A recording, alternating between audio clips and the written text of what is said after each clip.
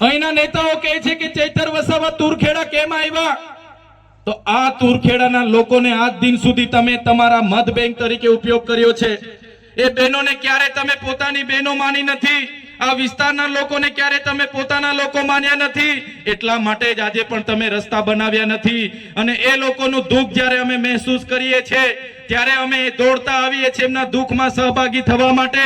તમે કેમ ત્યાં નથી જતા, તમે કેમ રસ્તા નથી બનાવતા? ત્યારે એ નેતાઓને કહેવા માંગુ છું, તે દિવસે તમારી પોતાની બેન, જે દિવસે તમારી પોતાની દીકરી આ પ્રકારની એમ્બ્યુલન્સ ન પહોંચવાથી ઝોલીમાં લઈ જતા જતા મૃત્યુ પામશે ને, તે દિવસે તમને ખબર પડી જશે કે આ વિસ્તારના લોકોનું દુઃખ શું છે।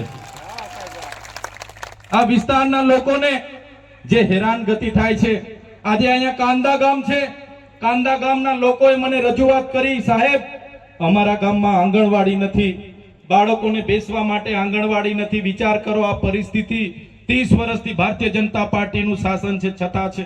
કોના પાપે?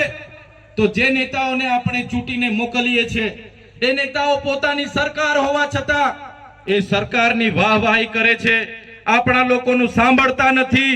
એ જાહેર વિસ્તારમાં નર્મદાનું પાણી મળે એના માટેની રજૂઆત હોય, નર્મદા વસાહતવાળાને વળતર મળે એની માટેની રજૂઆત હોય, આપણને સારા શિક્ષકો મળે એની માટેની રજૂઆત હોય, આપણા બાળકોને સારી શાળા મળે એની માટેની રજૂઆત હોય, આ વિસ્તારના બાળકોને કુપોષણ દૂર કરવાની રજૂઆત હોય। આ લોકોનું એમના સરકારમાં ચાલતું નથી। આ લોકો અહીંયા આવીને તમારી સામે દાદાગીરી કરે છે, પણ સરકારમાં આ લોકોનું ચાલતું નથી। આ લોકો ચાવીથી ચાલતા રમકડાની જેમ જ છે, બીજું કંઈ આ લોકોથી થવાનું નથી।